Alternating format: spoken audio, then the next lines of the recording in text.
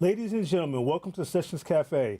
I'm your host, Keri D. Singleton, and today it is my absolute honor to welcome J. Alexander Martin to the show. Welcome to the show, brother. Oh, man, I'm finally here. I know right? I messed up kind of some of the times I was supposed to be here, but you know what? I'm here now. The moment is now. The moment is now. Thank you. No, but I have to say that because I try to be right and proper when it comes to business and be, you know, a lot of people, you know, PT time and all that stuff. I wanted to make sure I was here, to make sure that's all. Well, I owe it to you, you know. Listen, you gave me an interview years ago. Within Freak Magazine. Yeah, exactly. So, you know, I'm here again now. Yeah. But now we in front of the camera. In front of the camera. It's so an honor to have you here, brother. So many hats, and you're such a vital component of our culture, man. I mean, seriously, you really are. Like, don't act like you don't know that. I mean, you're the VP of FUBU, as well as the co-founder, one of the co-founders, CEO of For Us By Us Network. That's the network that Dion's radio show is on. I'm familiar. Dion's good people. You're an author, a speaker, and also a wax museum figure at the Great Blacks and Wax Museum. And I might add, I think my wax figure looks more like me than any other guys. I agree. Shout out to everybody in Baltimore, especially at the Great Blacks and Wax Museum. I've been many times. Actually, the last time I was there, we did the Sessions Cafe episode. We did an episode there. Nice. So, how does it feel to be a wax figure? I wanted to ask you about that. What was that like for you? It was a long ago, but that's not even it. I think, you know, it's one of those things that, you know, a lot of people have bucket lists, and I'm not sure if that fits in their bucket list, but they wish something like that could happen. But, you know, when you have that, you become humbled. It's not something that I really run around screaming about because it's like, you know, I feel like I'm showing off. You know, again, but it's something that, you know, everyone needs to see. And not just us, because, again, we're the smallest of anybody that's really in there. It's just remarkable to actually be in something like that. Yeah, but to be immortalized at the Great Blacks and Wax Museum. You know, that's not our first museum. I didn't know. Now, we're in, like, oh, my God, what about 7? Really? Okay. And at the time, 7 and then maybe 2 exhibitions. Wow. So we gotta, but again, one figure is there, and you know, of yourself. And like I said, you know, it's funny. You look at AI nowadays, and people they don't know if I showed up or the AI showed up. Right. But now you don't know if I was in Baltimore either. Right. But it had to have been an honor for you. No, it's definitely an honor. At that museum. Yeah, no, definitely that museum. I mean, when they called us, you know, years ago, it was like, okay, you talking about me? Yeah. Okay, I'm gonna definitely sign it up. And it's funny. I remember picking the outfit, and I said, because I just wanted my outfit to shine. Right. And I'm like, mine transcends throughout time, and everybody else's, you know, is what it is. Well, I got shout out to Damon, Keith, Carl, my guys. Yeah. I gotta congratulate you. I've seen it. I got to see it before I met you, and I've seen it since then. And like I said, man, it's definitely dope because, again, you are a really vital component part of our culture. So for me, it's quite fitting that you would be there. Right. Well, I mean, listen, you're the same. I mean, like I said, this is my second situation, you know, sitting here talking to you and having an interview with you. So you're definitely someone that, you know. Well, maybe I'll get a wax figure. You need to. Maybe I'll get. Maybe I need to get a clap too, brother. Maybe I get a wax figure. Thank you. So you was born and raised in Hollis, Queens. Yes. Shout out to Hollis, Queens. It's in the water. It's in the water? Yeah, it's in the water. What are you reading my cue cards, man? What are you reading my cue cards? This is not my first rodeo. I know. Well, so Hollis, I mean, that's the home of the greats, LL Cool J, Run DMC. Let's talk about your early years in Queens. Let's dial back a bit. Hollis is definitely a hotbed for talent. How did growing up in Hollis influence where you are today? Well, you know, in Hollis, it can be done. Like, there were no limitations to what could be done, especially with the Run DMCs of the world, LL Cool J's of the world. And that's what we kind of looked at as the epitome. And then it was also like not that I looked up to them, but you could see them, you know, if you look at the average drug dealer back then, they were, you know, with the pretty cars and the women and the dressing really nice and things like that. But they were conducting business. Right. So, you know, and then I had my mother and father, who my father was actually, he became vice president of his company, which was unheard of, especially in those times of him, progressing. Of companies called Depository Trust Company. He's since retired, but my mother always had her own business pretty much for as long as I can remember. And from then, with all those influences and all that, they look like a soup, all that kind of getting around. And then I also went in the military, and I was coming out of the military. Oh, we're gonna get to that. That all made the perfect, combination of, Jay, you're gonna be somebody. So you came from a family of entrepreneurs. Yeah. That's what's up, man. Yeah, before we get into the service, I swear this guy was reading my cue cards. It's all good. It means that we're here. Yes, yes. I want to talk about your time spent at the Fashion Institute of Technology right here in Manhattan. That of course has been the birthplace for a plethora of iconic individuals to go into the world of fashion. How did you get into? What made you go into Fashion Institute, and what did that do in terms of preparing you for FUBU? Well, it's weird because I failed a lot of classes. I failed a lot of classes because you gotta be kidding me. No, really. Because what happened was they teach you the fundamentals, and I suggest everyone go to, again, that's what I prefer. If you want to be in technical, you want technical fashion, then you go to Parsons and other schools. But for theory and just camaraderie and people and moving up or networking, everything you could think of when it comes to fashion, I believe FIT is that for you. But again, it's all about what you take. Because what you should do, I always say, and I've spoke there a number of times, and I've always told the kids, because they're all kids now, because I'm getting up there, that it's not about, it's about you taking what you like and making that an afterthought.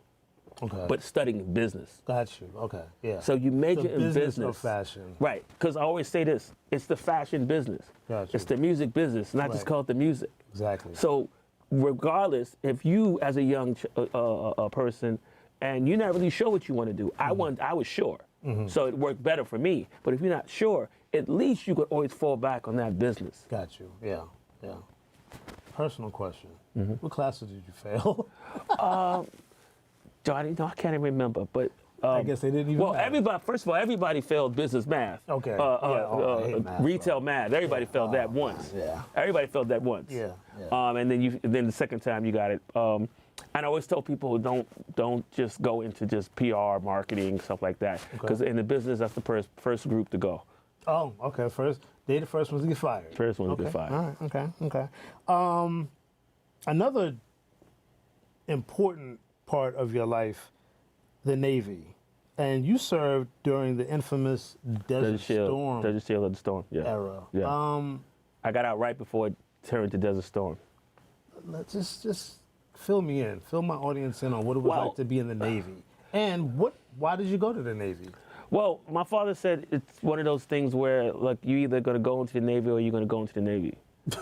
Right. So it was one of those. Yeah. And he didn't feel that I was going to really go to school and use his money wisely. Okay. He thought I was just going to go in and be like, I don't, not care and mess it up, Right. And he was paying for my sisters to go, and he felt that I just didn't have it. So he said it was better for me just to do that. Okay. And actually, I mean, in hindsight, it worked for me. It guided me because, again, the people you met, the people you meet, what you're exposed to, going overseas, that all kind of molded me and tailored me into what I wanted to be, which was I actually wanted to be a buyer, but it turned me into a creative director.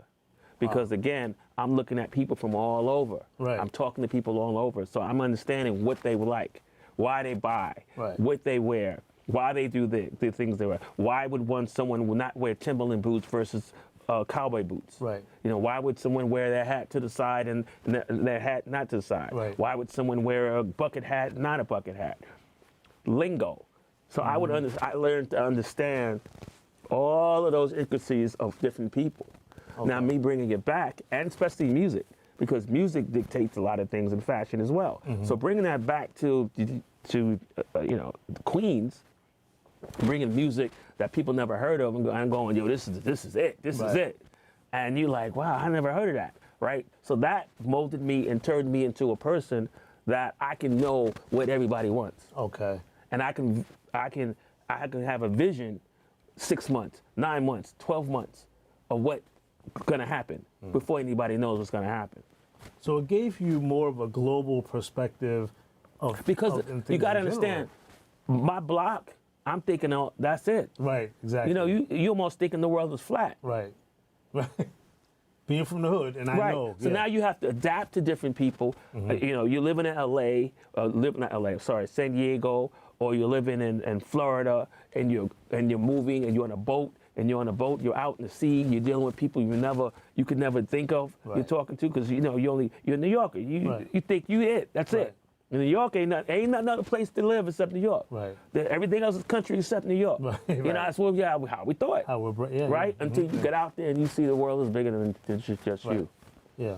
And I'm from Boston, so I have an even smaller perspective. Though in fairness, I did travel a lot as a young person, and that's important. I mean, I wasn't in the service, but just the fact that my mom made sure that I saw, the world outside of Roxborough, so that I could understand as an adult that I could function outside of my comfort zone. Right. What are some of the while you were in the Navy?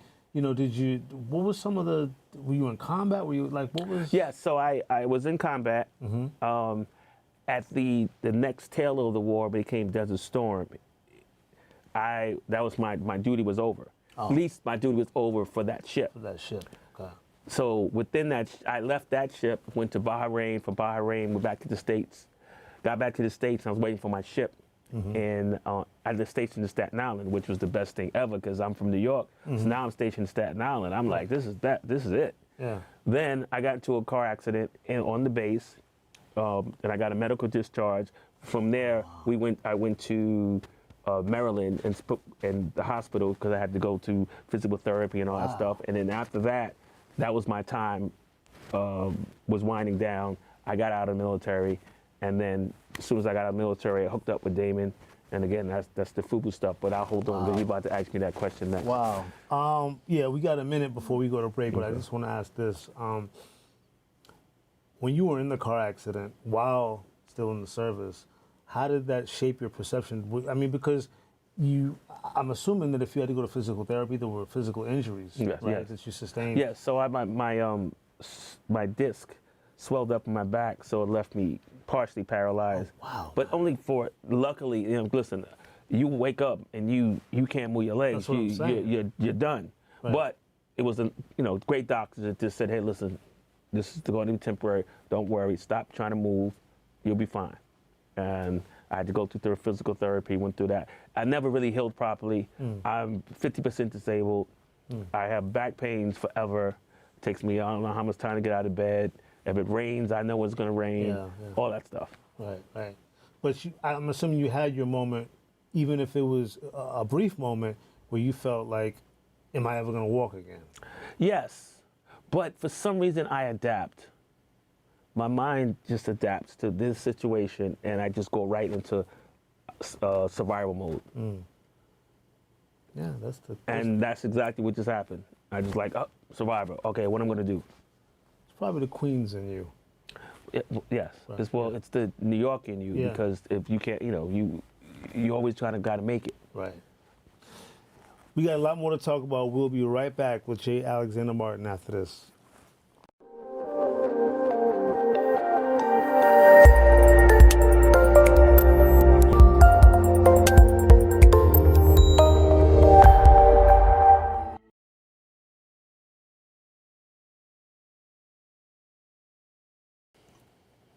And we're back with my guest, J. Alexander Martin. Of course, now we have to talk about what may be the apex of your career, which was working with FUBU.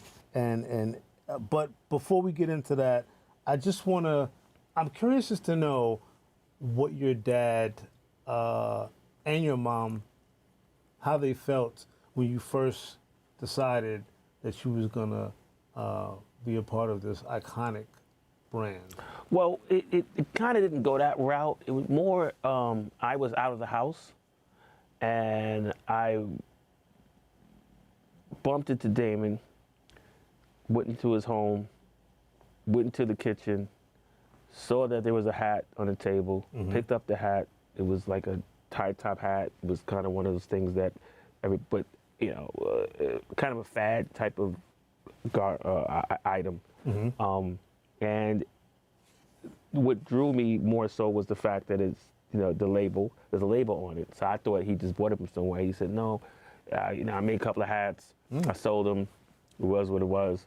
But we called it the FUBU. Whoa, I said, FUBU, that's interesting. Never heard that before. Then I said, okay, well, what does that mean? He said, for us buyers. So then a light went on my head. I'm going to fashion school. I'm working at Macy's. I'm like, I'm gonna turn this into opportunity. Right. And he's like, turn an opportunity, clothing line. What are you talking about? No, we can't make a clothing line. I was like, well, I have money. Right. And I got money from my accident. Took $5,000, okay. Gave it to him. Wisely. Gave it to him. Kept $1,000. Bought some clothes. Gave him $5,000. And then from then on, I'm back and forth for FIT. I'm back and forth to Macy's. I'm back and forth everywhere trying to get this thing going. Wow. What made you believe in Damon, or was it? And I didn't believe in Damon. I believed in myself. Okay. I didn't believe in Damon. I believed in myself. Because I had to convince them that I could do that. They looked at me like I had 4 heads and 6 arms. Like, what do you mean you could make a clothing line?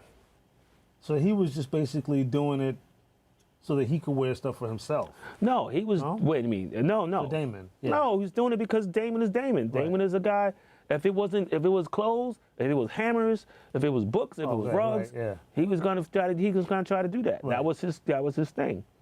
For me, I wanted to be in fashion. However, hook or crook, I was going to be in fashion. So you had a bigger perspective. I had my vision. I had a bigger vision for what we were supposed to do. And even if you sit here, you sit there and ask your question, or any of the guys, they ask the question, Keith, Carl, Damien, any one of them, they'll say, oh, I just thought it was going to be something. They didn't know what it was going to be. I knew exactly what it was going to be because I knew where I was taking it.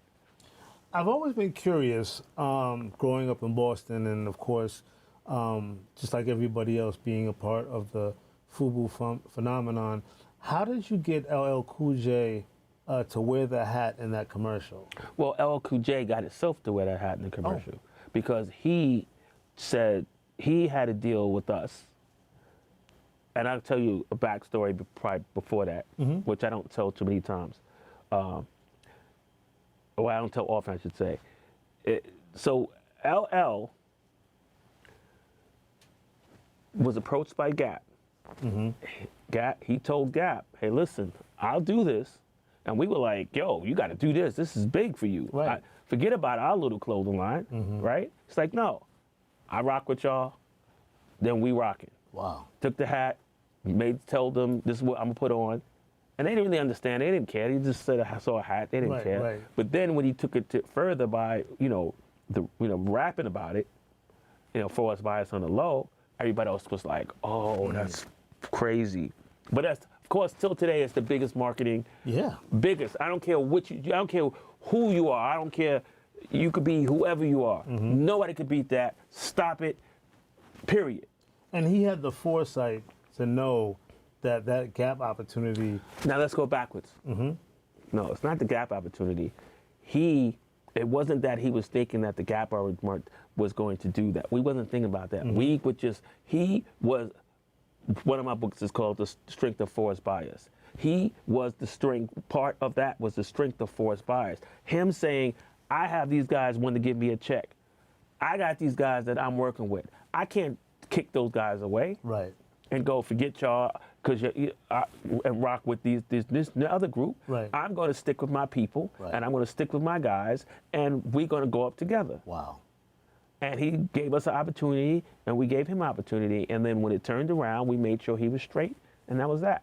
Now, prior to LL Cool J, Damon used to go like as a roadie, to like his concerts and stuff like that. Prior to that, LL Cool J's best friend. LL Cool J was in a rap group with two other guys. Oh, okay, I didn't know that. I was in a rap group with 2 other guys. One of his best friend's brother was my best friend.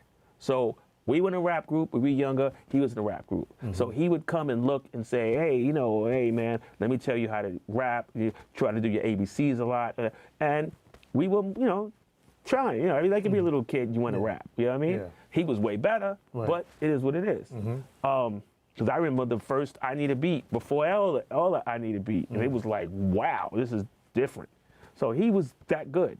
We wasn't that good. No. That's not the point. Right. So fast forward to him seeing me, Jay, that's my little homies, and I see him all the time, and he's trying to do something, I help him out. Wow.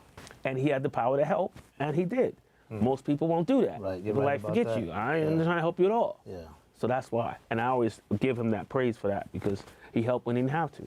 That kind of loyalty and loyalty is a big word. It's a big word, but it's a way loaded word, because that kind of loyalty doesn't exist anymore. I was just gonna say. Because again, I have so many situations I deal with and dealt with this year that somebody sit there and telling you they're loyal and I'm loyal and I'm this and that, and they turned around and nothing was what it seemed. Right. Yeah.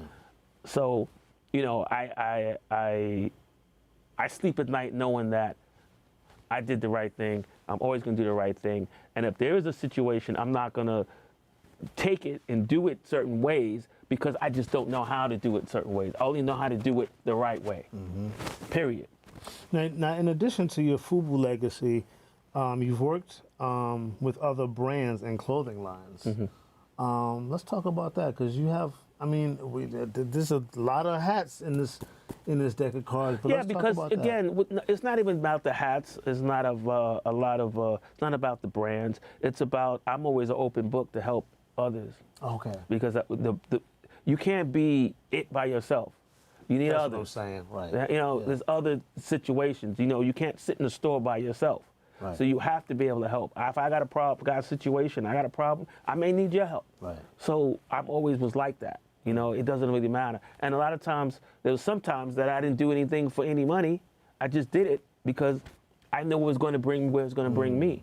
And I learned a lot of stuff from it. Right. So by me learning, actually, that was the currency. Right. Exactly. A lot of people don't look at learning as a currency. Which could be more valuable. Which is way more valuable. Absolutely. Especially if you turn around and you look at it like, oh man, this didn't work out. Nah, it did work out, because now I know not to do that damn thing again. Everything in life, as I'm learning, Jay, especially over the last 5 years, good or bad or indifferent, it's always necessary. It's a necessary part of the journey. And I'm really feeling the words that you're saying right now. Well, sometimes too, the situations pushes you, because again, I don't know what you believe in, how I look at it. That God puts you in certain situations for you to do the situation, not for someone else to be doing it. Right. It's your blessing. It's not their blessing. Right. And they have their blessing. Right. So, a lot of people look and see what everybody else is doing, and they want to come and jump in and be a part of that. And then you get caught up going, okay, and then you start getting complacent, and you start giving them more responsibility, and what they're only doing is taking away your blessing. So sometimes you have to just be stern and do what you got to do and keep on your path. And whoever wants to come along, come along. And whoever doesn't, they don't. And whoever jumps off the bridge or jumps off the bus before the last stop, it's your fault. Man.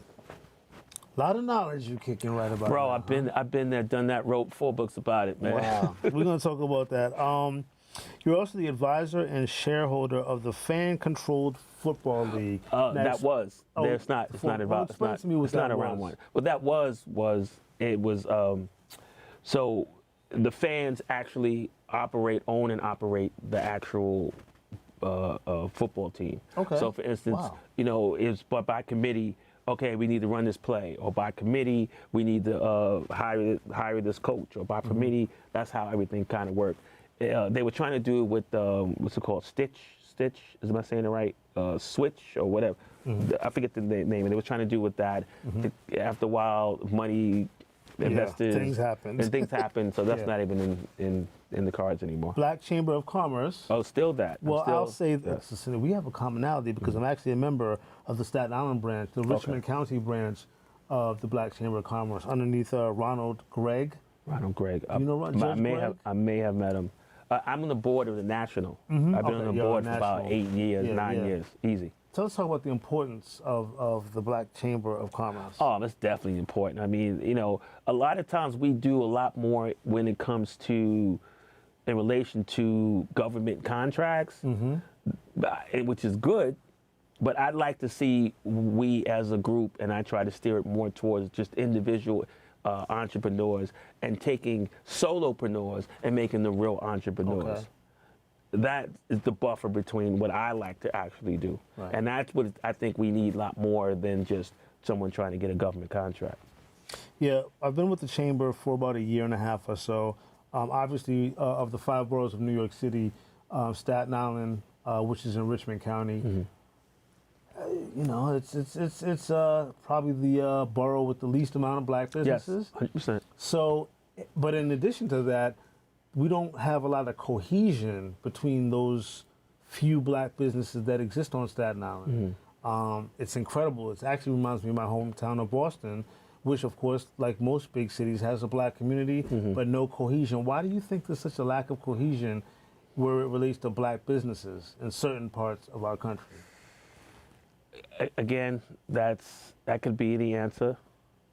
I just feel, I mean, especially today, I think in the polarizing political climate that we're in, I think today is that everyone is trying to get away from the norm because they're eating the Kool-Aid or drinking the Kool-Aid. I say drinking the Kool-Aid of what the administration is, and I have to do what? I got to save myself.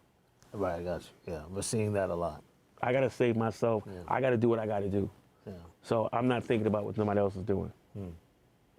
And again, if you look at social media and things like that, that drives a negative wedge into everything too. That's true. Because, yeah, because as soon as you do something, for me, if you do something that's not appropriate, instead of me getting down on you and telling you, I help you. Right.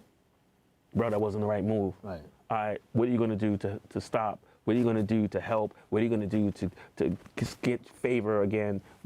That's what we need to be talking about. Not baby oil. Right. Exactly.